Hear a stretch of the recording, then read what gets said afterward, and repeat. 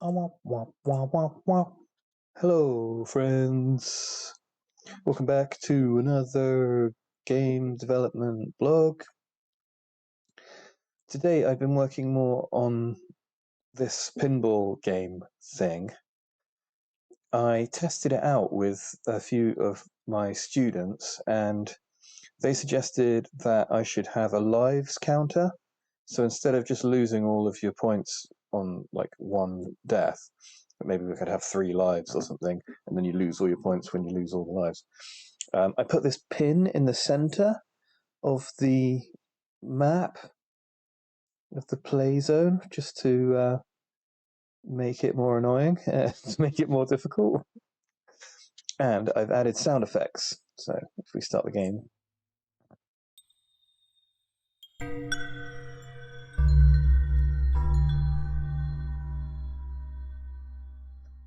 Lost a life there.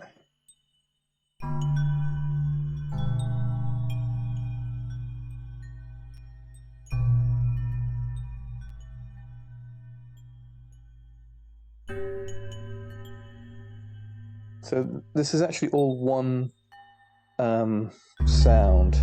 Well, it's actually 3 different sound files of the same thing, and I was hitting like a glass bowl with a drum beater, and it just made this dong sound. And I hit it in a few different ways to get a few different sort of timbres. And then what's happening is I'm basically playing that same sound at different pitches and different volumes. So depending on how fast the ball is moving when it hits something will determine the volume. It's louder when it hits something fast and quieter when it hits something slowly. And then the pitches are randomized between a few selected, particular selected pitches. I'll show you what those are actually right now. So here is my player sphere, and here we've got the audio. And yeah, so on collision we create this sphere audio object. And here's the sphere audio object. And this thing's going to get created where the ball is. It's going to do its thing, and then it's going to destroy itself. And what it does is it first chooses a number randomly between 1 and 4, and then it's going to select one of these 3 sounds. And one of the sounds I liked more, so I gave it like a double chance of coming up.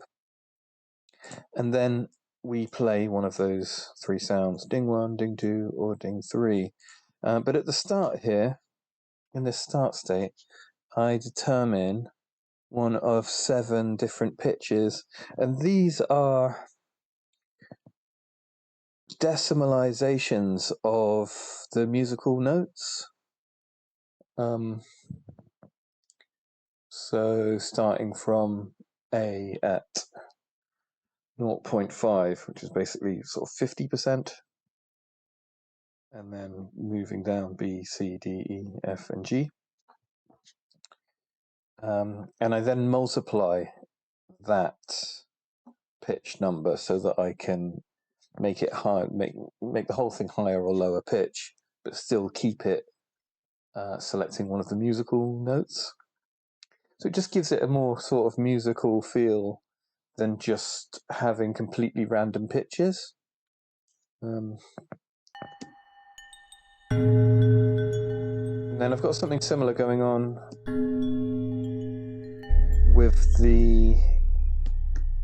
with that collision, when the ball collides with the column. It's that dong. It's basically the same thing, only I've multiplied the pitch by a much lower number so that it plays musical notes, but at a lower pitch. I've also got some reverb going on.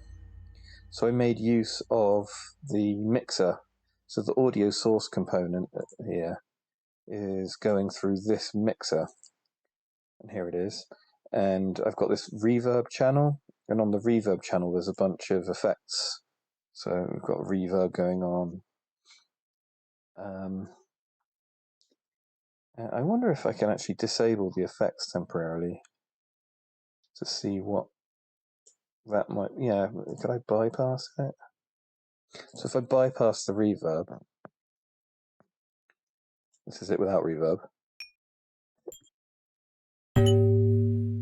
Pretty silly.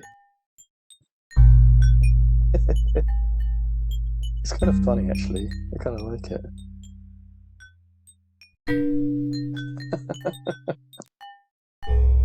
Almost tempting to just keep it like that. Let's go. I'm going to go and edit this. Take the bypass off. That sounds like this. I mean, I want the game to be based in this big sort of cathedral-like setting, so it kind of makes more sense, but maybe I could up the dry level a bit, maybe. I'll try that.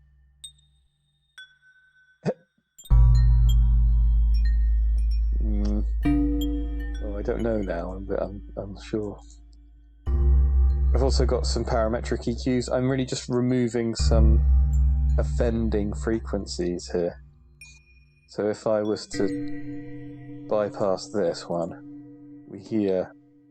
I'll start the game again. We've got some big sort of bassy tone sounds that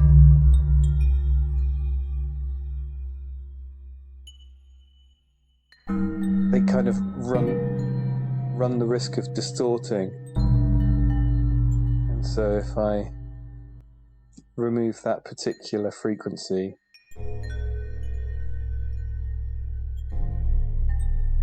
maybe it's a bit extreme, I could just remove it a little bit less. You'll get some of that frequency. And this parametric EQ down here is just removing that frequency, which I just don't really like the sound of. So I thought I'd remove it. So yeah, that's that.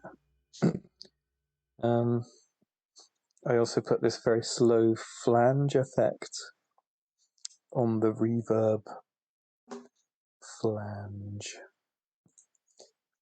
just to make the space sound a bit more kind of mystical, I suppose.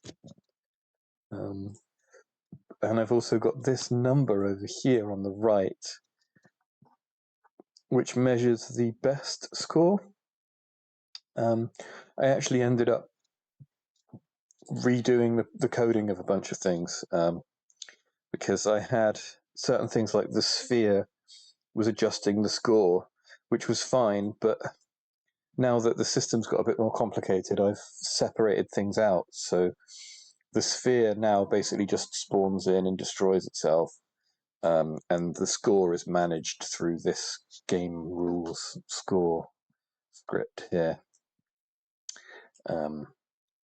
So we set our default values at 0, and then if we press the go button, then we start running the game, and then it gives you 3 lives, and it makes your current score 0, and it sends this game start event. And then if you fail, you lose a life, and it asks, are you dead? And it compares your lives to 0, and if your lives are equal to 0 or less than 0, then it says, yes, you are dead. And then we go to game over, and that's when it resets the score. It also sends a game over event to the rest of the game. And then we're in a state where we can press fire again, which is just like one of the 2 buttons, and it will start the game again. So yeah, a few additions here, like little things, but you know, I think they make all the difference. So yeah, the number on the left is my current score, and the number on the right is my best score. So right now they're both the same. But if I was I was to fail this, there we go, life gets lost. Another life gets lost, and now my current score's at 0, and my best score's at 15. And then if I want to play again, I press fire, and then we can see the current score on the left. Best score on the right. And so the objective here, I think I'm going to say you want to get a best score of 100. And then this particular game will give you a reward, which I think will be a sphere. It will be a sort of shiny sphere.